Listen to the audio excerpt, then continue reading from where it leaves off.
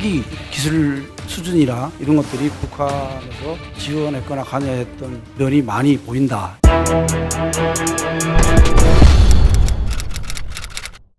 안녕하세요. 외교안보 뉴스를 정밀 타격하듯 풀어드리는 벙커버스터입니다. 저는 SBS 김하영입니다. 터널레츠, 땅굴쥐라는 뜻이죠. 베트남전 당시 북베트남군이 땅굴에서 게릴라전을 펼치면서 전장의 골칫거리로 부상하자 미군이 별도로 만든 부대였습니다. 몸집이 작은 병사들을 선발해 땅굴 침입을 시도했지만 속속 당하고 말았는데요. Hamas prepared the area, network of underground tunnels in Gaza with probably more than 100 kilometers of tunnels. 오늘은 수십 년이 흘러 다시 주목받고 있는 이 땅굴 이야기로 시작합니다. 땅굴의 고수라면 북한도 빠지지 않습니다. 미국의 외교 전문지 포린폴리시가 북한이 정말 잘하는 7가지를 선정한 적이 있는데 심지어 여기에도 포함이 됐을 정도죠.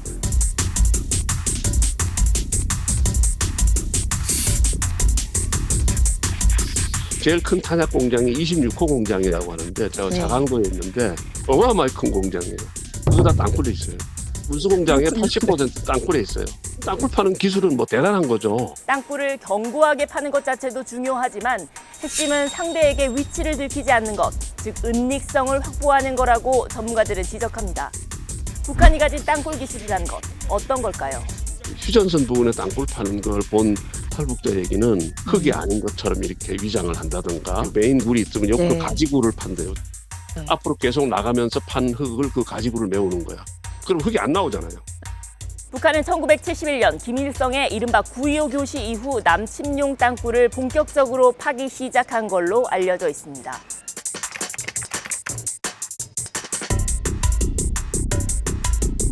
팔레스타인 무장 세력 하마스의 땅굴이 북한에게서 전수됐다는 건 사실 해묵은 논란거리 중 하나입니다.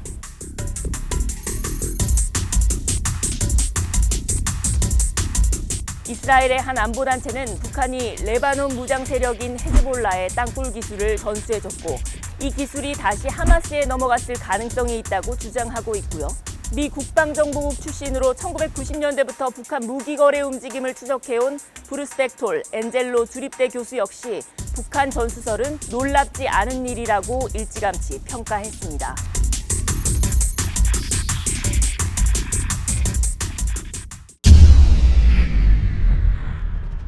하마스의 전술 가운데 합동참모본부가 북한의 것을 빼닮았다며 이번에 특히 주목한 게 있습니다.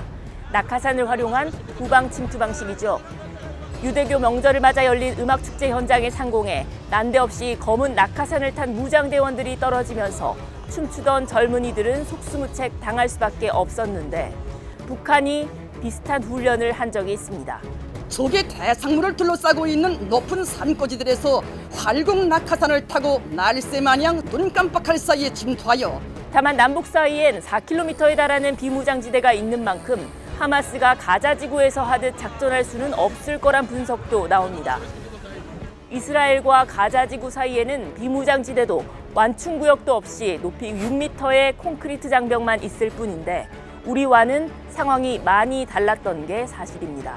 이스라엘 육군 소장 출신으로 네타냐후 총리의 안보 정책을 총괄했던 야쿠프 아미드로르 전 이스라엘 국가안보보좌관은 SBS와의 인터뷰에서 이스라엘도 가자 지구에 한국처럼 DMZ를 도입할 거란 주장을 펼치기도 했죠.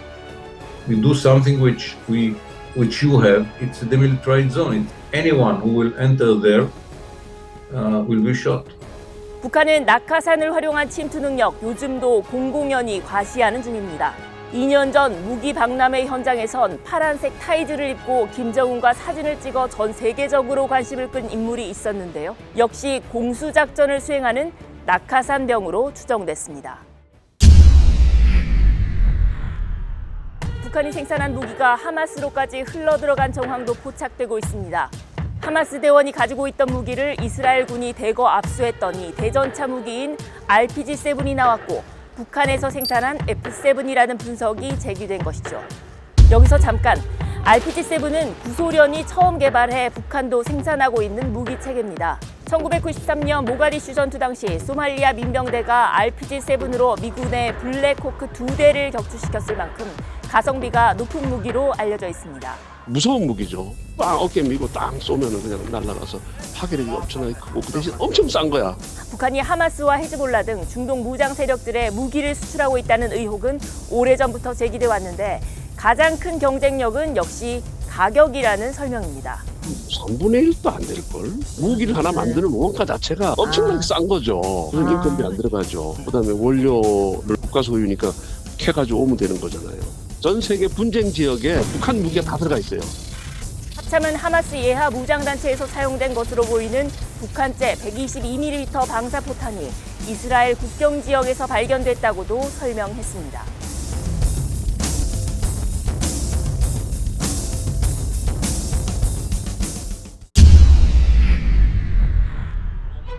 이스라엘 군사 전문가이기도 한 아미드로르 전 보좌관은 헤즈볼라가 북한 무기를 갖고 있었다는 걸 이미 확인한 적이 있다고 말했습니다. In 2006, we found that rockets which had been produced in North Korea somehow made their way to the hands of Hezbollah. And then we learned that it was done through Iran. 하마스가 가지고 있다는 사실도 예상 가능한 범위에 있다는 얘기입니다. The Iranians, North Korea, Syria, Hamas, Islamic Jihad, Hezbollah, and all of them are combined together. One of the most important supporters is North Korea. 하마스 연계설의 북한 입장은 간명합니다. 근거 없는 낭설이라는 거죠. 기시감이 들기도 하는데 과거 비슷한 사건이 있었습니다. 2010년 이스라엘 정부가 북한이 122mm 로켓 등을 태국을 거쳐 하마스와 헤즈볼라에 판매하려 했다고 주장했거든요. 당시 북한 반응입니다. 파렴치한 발언이다. 이스라엘이 없는 사실을 날조하여 저놈 높은 우리 공화국을 감히 비방 중상한 데 대하여 결코 용납하지 않을 것이다. 하지만 몇 달 뒤 미국 국방부 장관이었던 로버트 게이츠는 북한은 버마, 이란, 헤즈볼라, 하마스 등 전 세계를 대상으로 한 미사일과 무기류 밀수출을 계속해왔다고 발언했죠.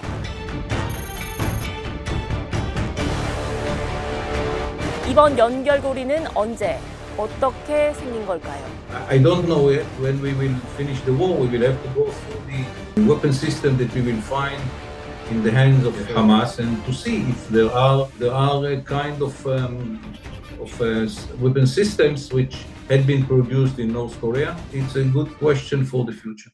코로나19 위기 이후 물자도 쉽게 건너갈 수 없었던 걸 감안하면 전술교리든 무기든 최근에 넘어갔을 가능성 그리 높지 않아 보입니다. 즉 간접적으로 이미 오래전에 넘어가 있던 것들이 이스라엘과 하마스 충돌을 계기로 수면 위에 드러났을 거라는 분석이 오히려 설득력 있어 보입니다. 하마스와 북한을 둘러싼 이야기들을 살펴봤는데요. 계기마다 조금씩 형태를 바꿔 논란이 반복되는 양상을 보이고 있다고 해도 틀린 말은 아닌 것 같습니다. 한동안 빠져 있었던 적이 있긴 하지만 북한은 지금도 미국 정부가 지정한 테러 지원국입니다. 그렇다면 다음 질문입니다. 북한은 하마스와 또 팔레스타인의 또 다른 세력인 파타와는 어느 정도의 사이일까요? 북한과 팔레스타인의 관계는 어디까지 거슬러 올라가는 걸까요? 이 질문에 대한 답변은 다음 편에서 짚어보겠습니다.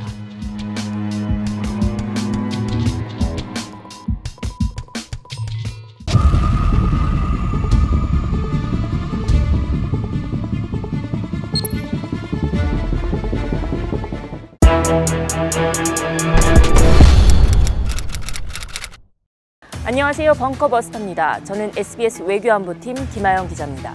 2017년 12월 크리스마스 트리를 배경으로 트럼프 당시 미국 대통령이 공식 서명을 마치고 전 세계를 향해 들어보인 문서가 있습니다. 이스라엘과 팔레스타인, 다른 중동 국가들까지 술렁이게 했던 이 문서. 예루살렘을 이스라엘의 수도로 인정한다는 취지였죠. 오늘은 이후 팔레스타인 가자 지구에서 목격된 한 식당에서부터 이야기를 시작합니다. AP통신이 일주일 뒤 촬영한 한 장의 사진입니다.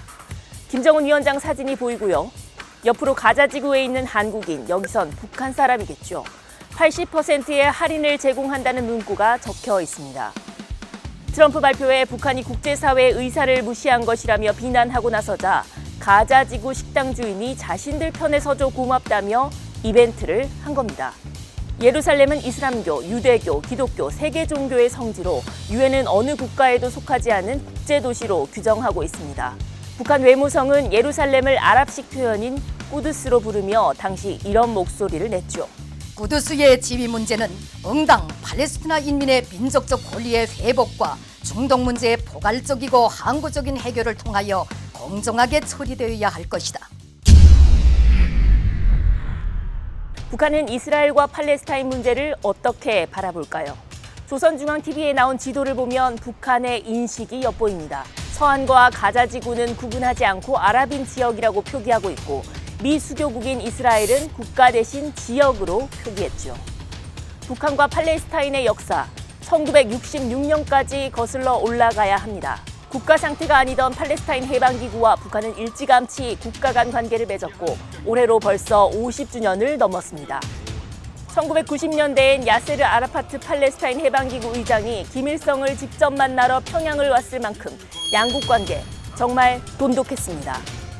위대한 수령님께서 민족적 독립과 자주권을 위한 팔레스티나 인민의 투쟁을 적극 지지 성원해 주시는 데 대해 뜨거운 감사를. 물론 북한이 지금 외교 상대로 생각하는 건 엄밀히 말해 하마스는 아닙니다. 마흐무드 아바스가 이끄는 서한지구의 자치정부가 대상인데 그렇다고 해도 하마스에 대한 지지 목소리는 꾸준히 내왔습니다. 이스라엘군이 반강점 시위에 떨쳐나선 팔레스티나인들에게 총탄을 마구 쏘아대며 탄압에 광분했습니다. 국제뉴스를 제한적으로 선별해서 전달하는 조선중앙TV에 가자지구 소식이 종종 전해지는 걸 보면 북한의 기조를 어느 정도 짐작할 수 있습니다. 북한과 이스라엘은 북한과 미국 못지않은 앙숙사입니다. 1973년 이스라엘과 아랍연합군 사이 욤키푸르 전쟁, 4차 중동전쟁이 발발했을 때 북한은 이스라엘의 반대편에 섰습니다. 북한은 당시 이집트를 통해 전투기와 조종사를 지원했고 이 가운데 일부는 숨지기까지 했죠.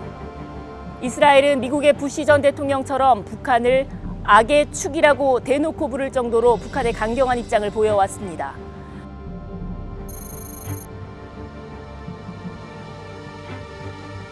북한도 진리 없습니다.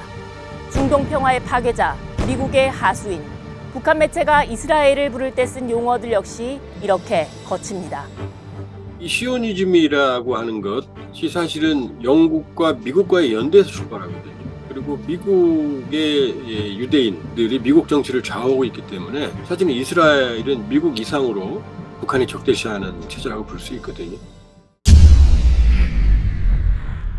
북한은 지금의 중동 사태 책임을 미국에 있다고 주장하고 있죠.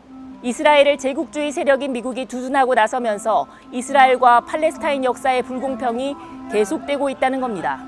북한은 우크라이나 전쟁의 화살도 미국으로 돌리고 있습니다. 반미, 반제국주의를 내세운 북한으로선 두 개의 전쟁을 계기로 자신들의 우군을 확보해 나간다는 의미도 있어 보이는데요. 로우는 조금 한계가 있어요.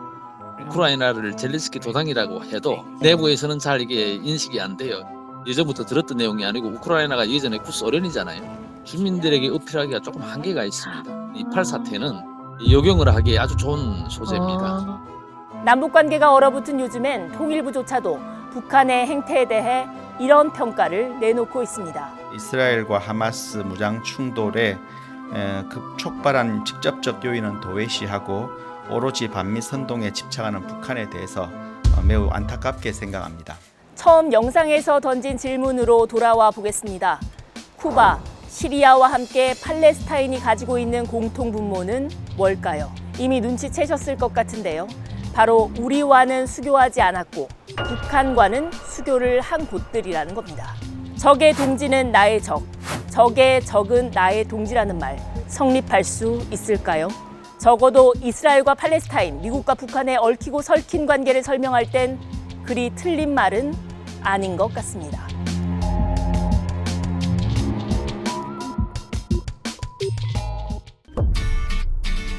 지금은 반등의 추세가 세지고 있는 모습이고요. 공급이 증가하면 가격이 어떻게 됩니까? 읽을수록 똑똑해지는 지식 뉴스. 스브스 프리미엄 스프.